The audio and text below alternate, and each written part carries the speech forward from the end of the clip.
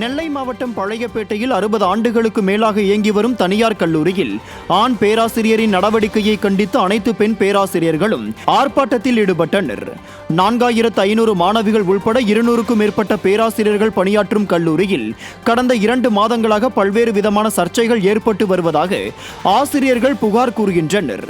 இந்த நிலையில் இவை அனைத்திற்கும் மாற்றுப் பணியில் வந்த பேராசிரியரே காரணம் என்று 100க்கும் மேற்பட்ட பேராசிரியர்கள் கல்லூரி மாணவிகள் முழக்கங்களை எழுப்பினர். அந்த குறிப்பிட்ட பேராசிரியர் மீது சரியான நடவடிக்கை எடுக்கும் வரை தங்களது போராட்டம் ஜனநாயக வழியில் நீடிக்கும் என போராட்டத்தில் ஈடுபட்டவர்கள் தெரிவித்தனர். கடலூர் மாவட்டம் விருத்தாச்சலம் அருகே அரசு தற்காலிக நேரடி நெல் கொள்முதல் நிலையத்தில் மூட்டை ஒன்றுக்கு 100 ரூபாய் லஞ்சம் பெற்றுக்கொண்டு எடை போடாமல் நெல் மூட்டைகளை கொள்முதல் செய்யப்பட்டதாக விவசாயி வேதனையுடன் குற்றம் சாட்டியுள்ளார். கடலூர் மாவட்டத்தில் சம்பா அறுவடை பணியை விவசாயிகள் தீவிரமாக மேற்கொண்டு வருகின்றனர். இந்த நிலையில் கம்மாபுரம் காவல் நிலையம் அருகே உள்ள அரசு நேரடி தற்காலிக கொள்முதல் நிலையத்தில் பல்வேறு முறைகேடுகள் நடப்பதாக விவசாயி ஒருவர் குற்றம் சாட்டும் வீடியோ வெளியாகியுள்ளது. இதில் இரவோடு இரவாக நெல் மூட்டைகளை எடை போடாமலும் மூட்டை ஒன்றுக்கு 100 ரூபாய் லஞ்சம் பெற்றுக்கொண்டு நூற்றுக்கணக்கான நெல் மூட்டைகளை கொள்முதல் செய்யப்பட்டதாகவும் கூறியுள்ளார். திறனற்ற திமுக மாவட்ட நிர்வாகம் உடனடியாக நடவடிக்கை எடுக்க வேண்டும் என விவசாயிகள் கோரிக்கை வைத்துள்ளனர். கோவை மாவட்டம் அன்னூர் அருகே நடைபெற்ற திமுக பொதுக்குழு கூட்டத்தில் அக்கட்சியினர் இடையே ஏற்பட்ட தகராறின் போது வீடியோ எடுத்த நிருபருக்கு விடியா திமுகவினர் கொலை மிரட்டல் விடுத்த சம்பவம் அதிர்ச்சியை ஏற்படுத்தியுள்ளது. கோவில்பாளையத்தில் உள்ள தனியார் மண்டபத்தில் விடியா திமுகவை சேர்ந்த திருச்சி சிவா சிறப்பு விருந்தினராக பங்கேற்ற பொதுக்குழு கூட்டம் நடைபெற்றது. இக்கூட்டத்தில் 9வது வார்டு உறுப்பினர் வைரம் செந்தில் என்பவர் விடியா திமுக வடக்கு மாவட்ட செயலாளர் ரவியை பற்றி தவறாக பேசியுள்ளார்.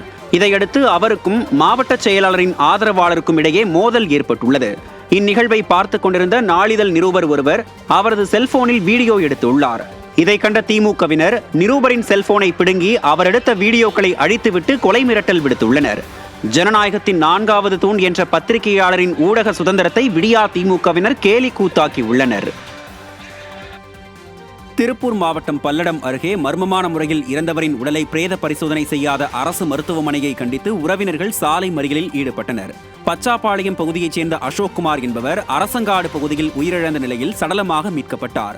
அவரது உடல் பல்லடம் அரசு மருத்துவமனைக்கு அனுப்பி வைக்கப்பட்டு 2 நாட்கள் ஆகியும் பிரேத பரிசோதனை நடத்தப்படாமல் உள்ளதால் ஆத்திரமடைந்த உறவினர்கள் மருத்துவமனை முன்பு உள்ள சாலையில் மறியலில் ஈடுபட்டனர்.